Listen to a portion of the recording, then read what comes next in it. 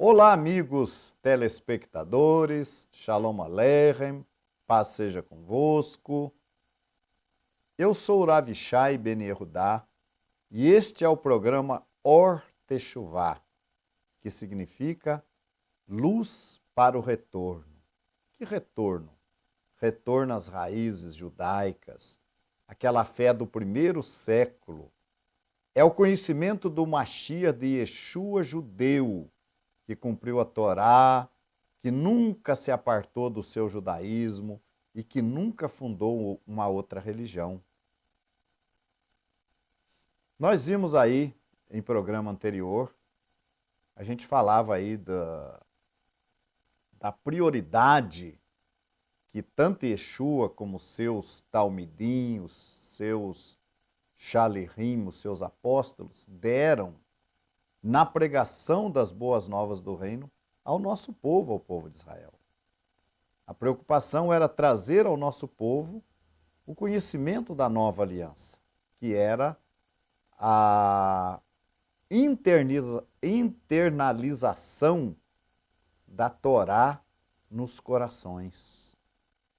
Deus fala lá pela boca do profeta Jeremias que ele renovaria aquela aliança que ele fez com o nosso povo lá no Sinai, mas que não seria como aquela. Não a lei em si, mas o processo da aliança. Porque naquela aliança, Moshe Rabbeinu, nosso mestre, trouxe a lei para o povo e o povo disse: tudo que o Eterno ensinou, faremos e obedeceremos. Então, na nova aliança, ou a nova aliança, seria diferente no sentido que a lei já não seria mais através apenas do que estava escrito, mas ela seria internalizada. Com a ação de Ruach HaKodesh, como diz também a profecia, que nos últimos dias derramarei do meu espírito sobre toda a carne, Deus fala pela boca do profeta Joel e pela boca do profeta Ezequiel, Deus fala que a colocação do Ruach HaKodesh no coração do povo faria com que o nosso povo soubesse como cumprir os mandamentos do Eterno, seus juízos, seus estatutos. Não apenas que cumprisse a ação de Ruach, do Espírito de Deus, não seria não apenas que eles cumprissem, mas que eles soubessem como cumprir. Que eles soubessem. Então, Deus atua e o povo, dentro da nova aliança, começa a cumprir a Torá. E o segmento de Yeshua, aquele segmento judaico de Yeshua, Yeshua não fundou outra religião, não criou outro trabalho, ou como dizem as pessoas hoje, outro ministério. Ele continuou no seu judaísmo. E a gente falava com vocês que Yeshua ia nos templos, no templo, ia nas sinagogas, fazer o quê? Não somente praticar a sua fé, mas também ensinar. Yeshua começa a ensinar desde os 12 anos de idade, frequentar sinagogas e o templo. E ele estava ali para quê? Para ensinar o que seria a nova aliança, o que seria essa Torá no coração. Esse foi o trabalho de Yeshua. E a gente vê também que, de acordo com a própria Torá, qualquer pessoa que se levantasse contra a Torá, contra o templo, contra Moshe, os ensinamentos, ele poderia ser condenado à morte. Já nos dias dos apóstolos, nós vemos ali um varão de Deus ali, que foi Estevão, que foi morto acusado por falsas testemunhas subornadas. E a acusação que pesava contra Estevão era que ele falava contra o templo, contra Moisés, contra os costumes do povo judeu. E isso levou Estevão à morte pelo apedrejamento. A gente sabe que as testemunhas eram falsas, que o sinédrio ali, talvez faltou para o sinédrio examinar bem, investigar bem as testemunhas. Talvez tenha faltado isso. Mas as testemunhas eram coesas, eram coerentes, todas diziam a mesma coisa. E Estevão acabou sendo condenado. Por aí a gente vê então que se não apenas Yeshua, mas qualquer pessoa que ensinasse contra a Torá naqueles dias, seria punido com a morte. Mas com Yeshua não aconteceu isso, porque primeiro que Yeshua nunca ensinou contra a Torá. Yeshua nunca ensinou contra a Torá. E segundo é que Yeshua cumpria a Torá. Ensinava diligentemente a Torá. Quando era indagado pelos mestres daquela época, ele ensinava corretamente a Torá. Então, e não houve também falsas testemunhas pagas, subornadas, que o condenassem.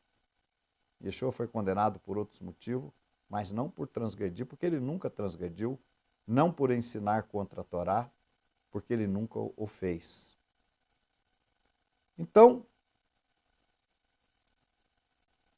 eu quero lembrar uma passagem onde, uma certa vez, Yeshua estava ensinando no templo e ele foi indagado pelos que ali estavam: com que autoridade fazes estas coisas e quem te deu tal autoridade? Com que autoridade fazes? Por quê? Porque não era normal entre o povo judeu que qualquer pessoa ensinasse. O ministério de ensinar a Torá, a palavra, era para pessoas qualificadas, como, por exemplo, os sacerdotes ou os rabinos da época, os mestres da época.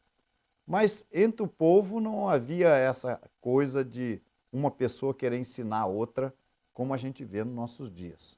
Uma pessoa sem a devida qualificação, apenas por ser um israelita, ele não se envolvia nisso. Tanto é que hoje, nos dias atuais, a gente sempre encontra aquela frase: pergunte ao rabino. Então, quem deve responder as nossas dúvidas é quem entende, é quem é qualificado para isso. E Yeshua, então, ele foi abordado, porque Yeshua era conhecido na época como filho do carpinteiro José. Ele foi abordado lá no templo, quando ele ensinava: com que autoridade fazes estas coisas e quem te deu tal autoridade? Foi até nesse momento que Yeshua responde com outra pergunta: eu também vos perguntarei, o batismo de João é dos homens ou é dos céus, ou é de Deus?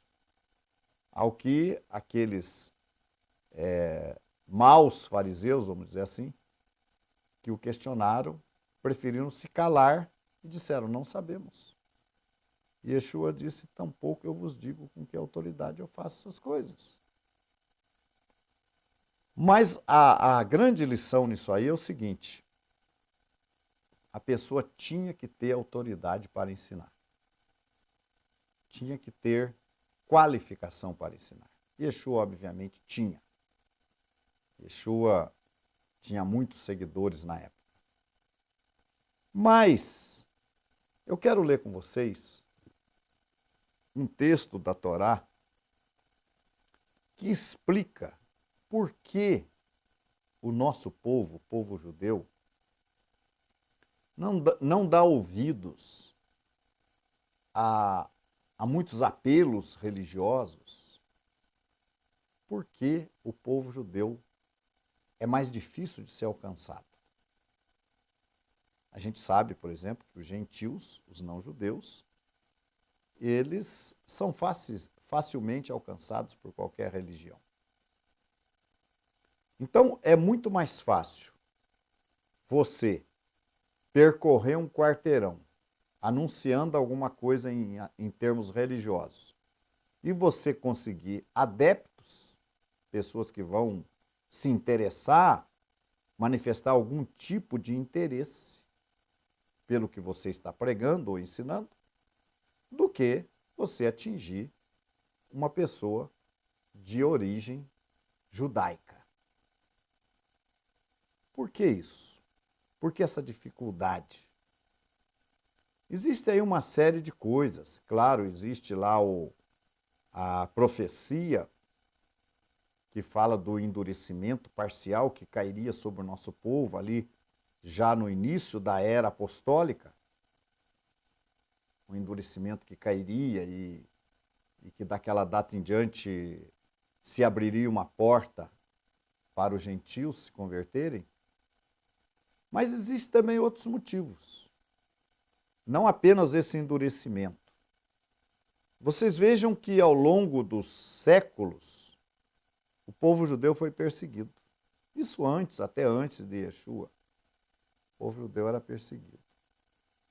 Mas depois de Yeshua, e depois da apostasia no quarto século, o povo judeu passou a ser perseguido por um motivo que a gente quer até falar com vocês posteriormente, oportunamente, que é a acusação de que o povo de Israel matou Jesus e, consequentemente, devido à crença que Deus é mais de uma pessoa, a crença de que o povo judeu cometeu deicídio, ou seja, matou Deus. E em nome desse pensamento, dessa teoria, então, o povo de Israel passou a ser perseguido.